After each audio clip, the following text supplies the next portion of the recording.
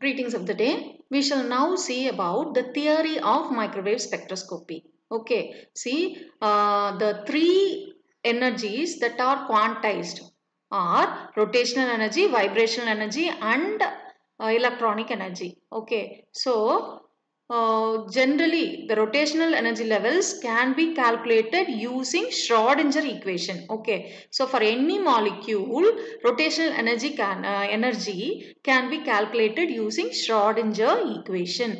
This involves a little quantum chemistry, right? So but it is very little only you can understand. So here when you learn about theory of microwave spectroscopy, you have to use this Schrodinger equation. Okay, so we have to calculate energy, means you take the energy from Schrodinger equation, rotational energy from Schrodinger equation, and you can solve. So for that a little preliminary aspects we have to know, we shall discuss. Okay, so there are so many different classes of molecules. Okay, so we shall first take this diatomic molecules. Like diatomic molecules, there are polyatomic molecules, like that. So many different classes of molecules are there. In our concern, in our point of view, we shall consider now the diatomic molecule as a rigid rotator. We have to assume one rigid rotor, right? On like dumbbells, like, but the rotors, that is the two end, it can rotate freely, it can rotate. Like that you have to assume two atoms that is connected by one rigid rotor, that is one bond. Okay, two atoms connected with a rigid bond, like that we have to assume. So the two atoms can rotate. So we can say a rotating diatomic molecule. So this is the model we assume here, right? For this type of model, what is the energy required, that is the rotational energy, can be calculated using the Schrodinger equation. So here we shall assume some more things, that is a rotating diatomic molecule is there, and the nuclei, that is the two atoms will be there. No, the two nuclei, the two atoms are separated by a definite distance. Okay, the distance, that length, wavelength, let us take the atoms as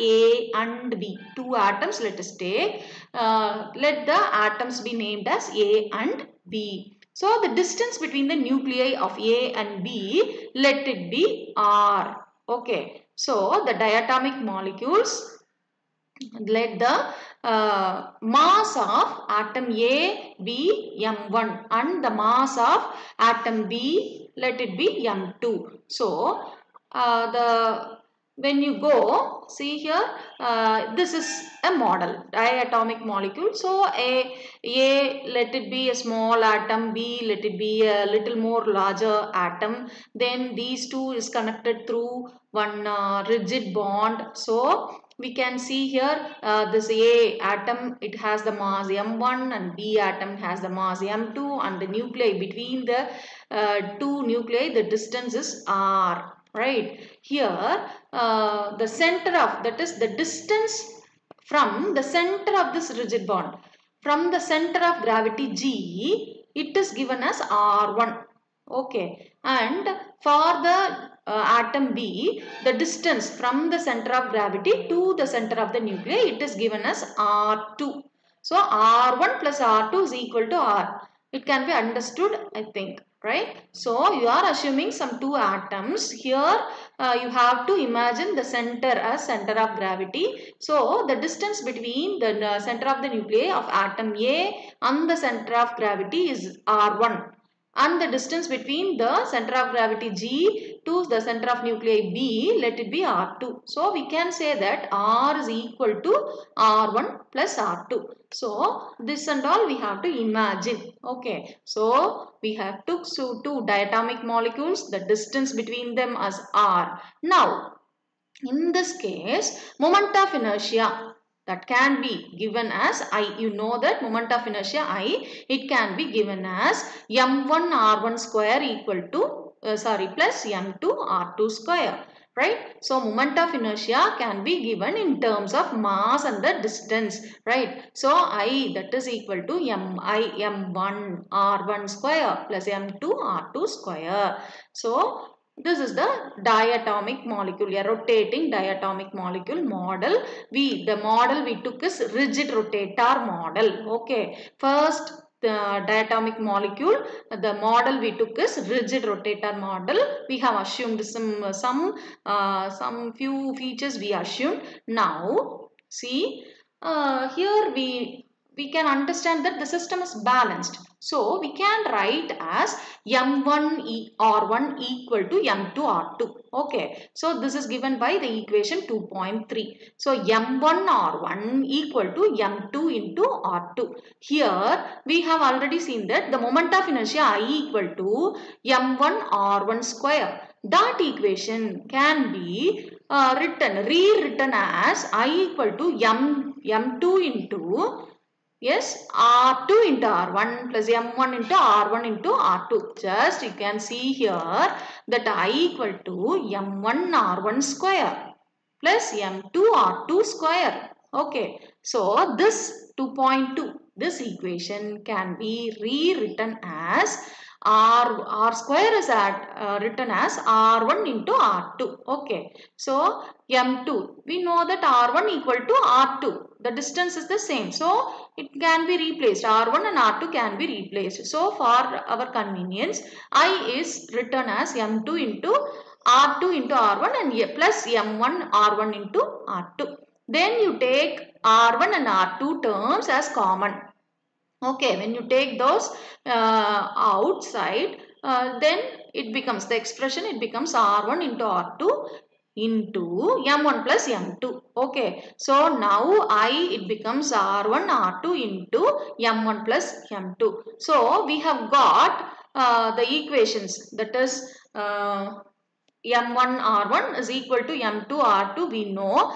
Then we also know that R equal to R1 plus R2. So from that R2 can be replaced as R minus R1. So we can write one expression like 2.5, that is M2 into R minus R1.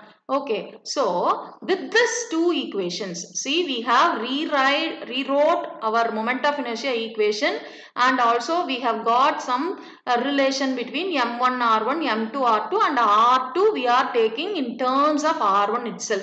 So M2 into R minus R1. These two, that is 2.4 and 2.5, when we solve these two equations, we can get the values of R1 and R2. We can get the R1 value as R1 equal to M2 by M1 plus M2 into R, and R2 as M1 divided by M1 plus M2 into R.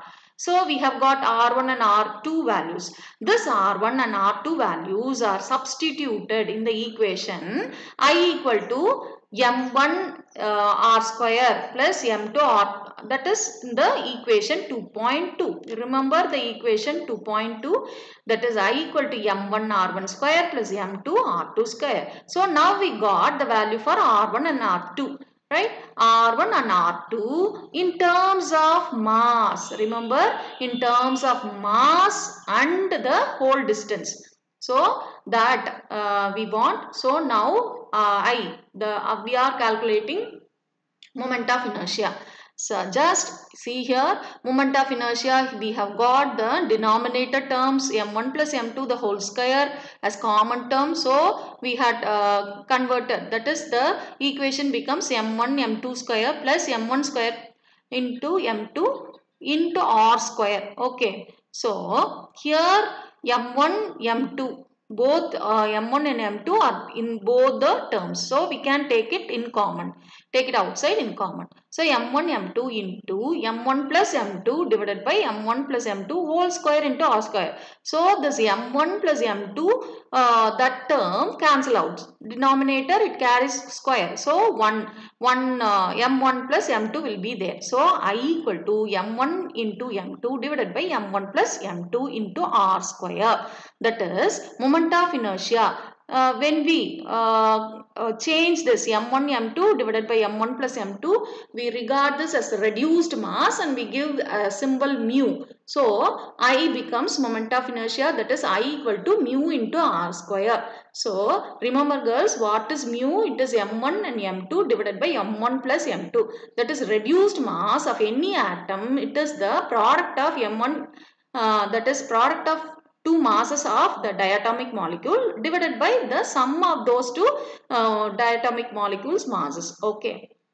So here you have to remember that the moment of inertia, it is based on, it depends upon the mass and the distance between the two nuclei, mass of the nuclei and distance between the two nuclei. That's all. So we have got, we know that moment of inertia, it is based on the mass of the two nuclei in a diatomic molecule as well as the distance between the two nuclei. So now we know a rotating molecule which has a permanent dipole moment, it can generate electrical component. Okay, so this electrical component, when it interacts with the electrical component of the microwave region, here this point we already know. Okay, it will interact so that a rotational transition will take place. Now we are going to, so you assume that rotational energy levels or the transitions took place and there occur one transition, and we are learning about that rotational levels and what is the energy of the rotational energy levels. Like that we are going to proceed. So for that rotational energy levels and energy of rotational energy levels, we are going to get the help from Schrodinger's equation, where we can see, you can see the Schrodinger equation, quantum mechanical Schrodinger's equation. Energy, it is given by rotational energy Ej, it is given by the term h square by 8 pi square I into j plus 1 joules. Remember energy in terms of joules, where this j it is known as the rotational energy level. So like in electronic energy level, we have got ground state, first excited state, second excited state, that we used to give in notation like E0, E1, E dash, like that. Like that, the rotational energy levels J, it is designated with the symbol J. Okay, it is nothing but J is the rotational energy level. So Schrodinger's, according to Schrodinger's equation, energy is, it is given by h square by 8 pi square I into j plus 1, where you can substitute what, if at all rotational energy level 1, you can substitute J value as 1. If at all rotational energy level 0, then you substitute the J value as 0. The other constants, that is H, it is Planck's constant, and I, we know it is moment of inertia. So the rotational energy level Ej is given by the Schrodinger equation, that can be mathematically expressed as E equal to h square by 8 pi square I into j plus 1. Okay, but we already know that energy, see, energy is conveniently expressed in terms of wave numbers. Okay, conveniently expressed in terms of wave numbers. So this energy, when it is divided by hc, it becomes wave number. Okay, energy when it is divided by the term h into c, Planck's constant into velocity of light, when you divide that energy by this hc, then you get the energy in terms of wave number. You are converting energy into wave number. So here h square 8 pi square I into hc, that is the energy what we already given here, it is divided by hc. So when you divide, then you got, the final answer you got is h divided by 8 pi square IC into j plus 1. Okay, the unit is centimeter to the power minus 1. So energy in terms of wave number, not energy, it is wave number. In wave number, energy can be expressed, that is h into h by 8 pi square IC into j plus 1.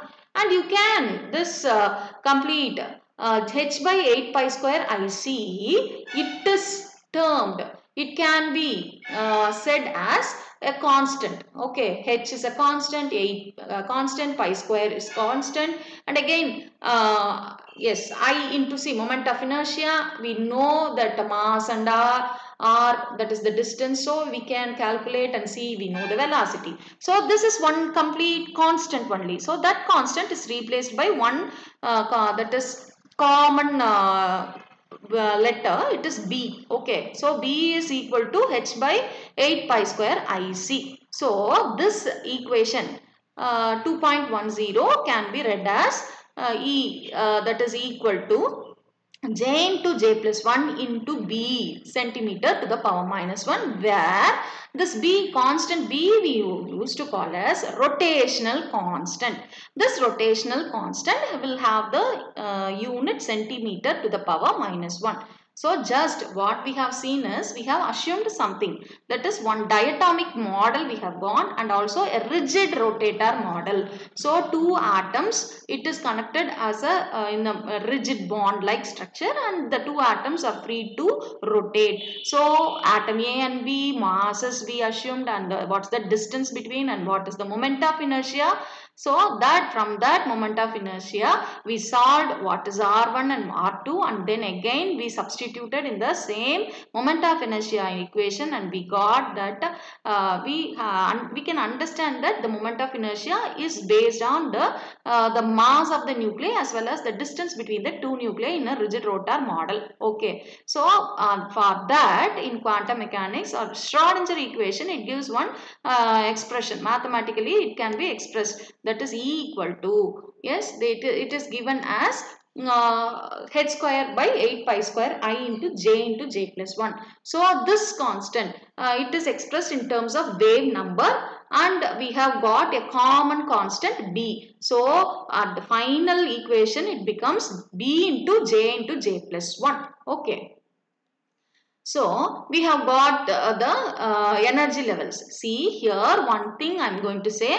So this is the final expression. Okay, b into j plus 1 centimeter inverse. Now you can calculate what is the energy at the zero level. That is, rotational energy level 0 means you have to substitute the value for j as 0. So it becomes 0. Energy, it becomes 0. And next level we shall move on to next level. So rotational energy level 1 we have gone. So j is equal to 1 now. So that j value, when you substitute b into 1 into 1 plus 1. Okay, so it becomes only 2b centimeter inverse. Okay, so like that, when we want to calculate the energy, just give the value, that is, substitute the value of j, and you can find what is the value for that particular energy. That is energy level. For that particular energy level, what is the energy, you can calculate by just substituting the values of j. And when you go for j equal to 2, what it becomes? J equal to 2 means b into 2. So 2b we have got outside the bracket 2b. Okay, and inside the bracket we will get 2 plus 1, that is 3. So 3 into 2b. So 6b centimeter inverse. So first energy level, see here. Yes, so here the zero energy level, we have got the energy. For zero energy level, we have got the energy equal to 0. For the energy level 1, we can calculate, that is very simple equation, b into j plus 1. There you substitute the value as 0, it will give the energy level equation, that is 0, and when you substitute j equal to 1, it gives 2b centimeter inverse, and when it is 2, it is 6b centimeter inverse, and when it is 3, it becomes 12b centimeter inverse. Now you have to know that, you have to understand that when the rotational energy level increases, there will be increase in the, that is, distance. See here, when you increase the rotational energy level, the rotational energy increases. For 4, rotational energy number 4, 20b. 5, it is 30b. So when you draw, you have to be very careful that when that is, each and every rotational line, when you, with the increase in the number of rotational energy lines, energy increases. So first we are drawing little closer, then 1 and 2 levels a little more farther apart, and 2 and 3 farther apart, and 3 and 4 it is again farther a little more apart. Like that we have to understand that the rotational energy levels, though they are very that is each rotational energy level they are placed in a particular distance, we have to understand that with increase in the rotational energy levels the energy increases. Okay, thank you.